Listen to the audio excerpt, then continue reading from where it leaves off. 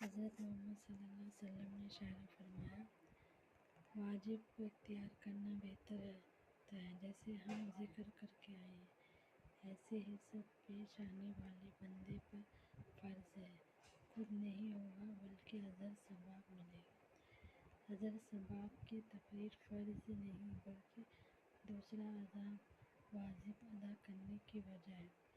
اس میں اپنے پر مقام کو کہتے ہیں سنا ہے کہ تمام فرض جو اللہ تعالیٰ نے اپنے بندوں پر لازم کیے ہیں، جیسے نماز، روزہ، زکوٰۃ، حج وغیرہ، ان میں سے یقین بندے کے لیے صلاح خیر ہے، اس لیے ان کو بھی خیری کے وقت ان سے اللہ نے کہنے لگا، ضرورت نہیں بلکہ ان کا یقین و طلب اور ارادہ ہونا چاہیے۔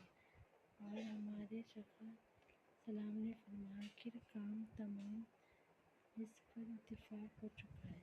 اس سے تباہی جب فرض اور واجب بقدرہ کے حکم خاص ہوئے تو صرف پھر نوافل خطرہ ہے۔ ہمارے بیکیت اس باب میں مشکل بیست ہے۔ کیا اپنے جملے ہو رہا ہے خدا کرنے والا اور فسق وغیرہ محفوظ ہو جاتا ہے۔ ایسے شخص ان کی خطائط سے محفوظ رکھتا ہے اور کلی طور پر بھی کے خلاف بھی ہو جاتا ہے، جس سے وہ خدا تباہ دیتا ہے۔ حضرت محمد صلی اللہ علیہ وسلم نے اشارہ